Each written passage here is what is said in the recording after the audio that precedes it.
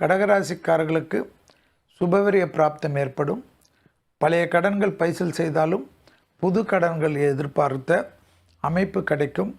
அதேபோல் கடகராசிக்காரர்களுக்கு மன அழுத்தம் திடீரென்று ஏற்படலாம், ஞாபக மறதி ஏற்படலாம்.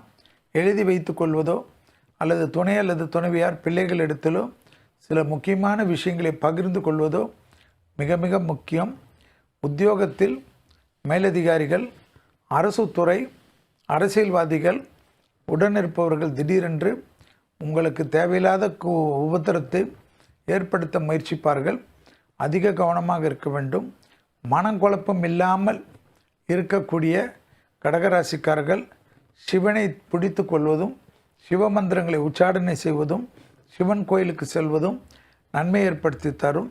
கண்டிப்பாக உங்களுக்கு மினரல் சப்ளிமெண்ட் என்று சொல்லக்கூடிய உடம்புக்கு தேவையான சத்துக்கள் குறைவதற்குண்டான சாத்தியக்கூறுகளும், ஜுரம், தலைவலி போன்ற பாதிப்புகளும் திடீரென்று ஏற்படலாம்.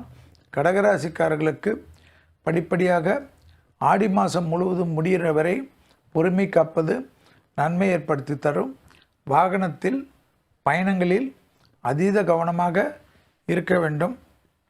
தாய் வழி உறவு, தந்தை வழி உறவு மேன்மை அடைவதும், பழைய கடன்கள் கொடுக்கல் வாங்கலில் கண்டிப்பாக அனுகூலம் ஏற்படுவதும், சேமிப்பு ஏற்படுவதும், பண விஷயத்தில் இருந்த பாதிப்புகள் பரிபூர்ண நிவர்த்தி ஏற்படுவதும், அடுத்த காரியத்தில் ஜெயம் ஏற்படுவதும், தொலைதூரத்திலிருந்து நல்ல செய்திகள் ஏற்படுவது கண்கூடாக பார்க்கக்கூடிய அமைப்பு ஏற்படும்.